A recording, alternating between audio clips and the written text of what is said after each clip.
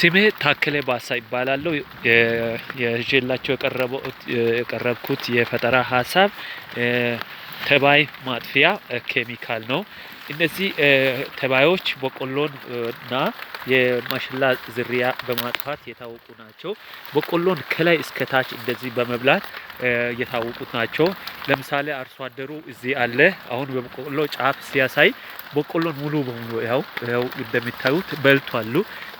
እስከ ታች ድረስ በልቶ ጨርሰዋሉ።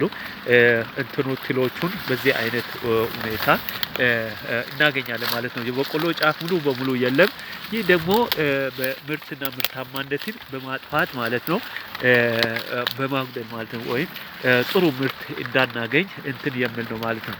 አሁን ገበሬዎች በጣም ተቸግሮ ነው ያሉት አሁን በእርሻ ላይ እያሉ። ይሄንን እንግዲህ ትል የሚያጠፋ መድኃኒት ነው የሰራሁት ማለት ነው።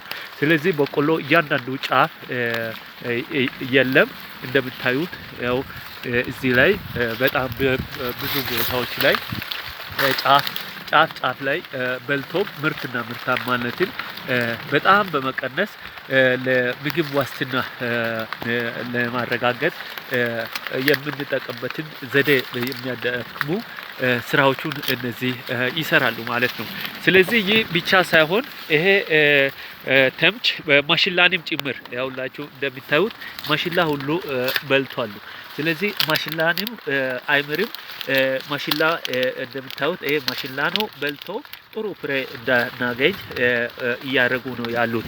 ስለዚህ ይህንን የሰራሁት መድኃኒት አንደኛ ምን ያደርጋል?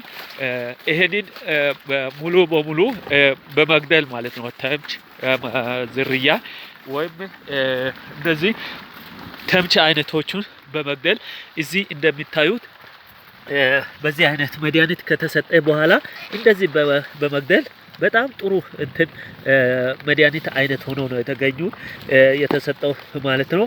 ከእጽዋት የተቀመመ ነው።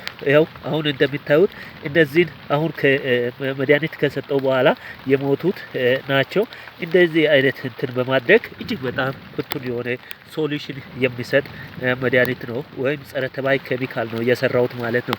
ይህንን ዩኒክ የሚያደርገው ወይም ልዩ የሚያደርገው አንደኛ ከእጽዋት ተቀምሞ የሚሰራ ነው። ሁለተኛ ደግሞ በቀላል ዋጋ የምናገኘው ነው። ሶስተኛ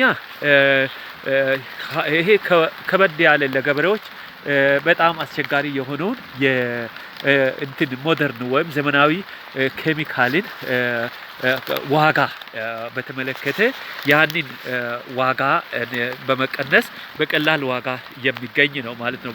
ስለዚህ ይሄን ለስራ ደግሞ ወደ ቢዝነስ ለማዞር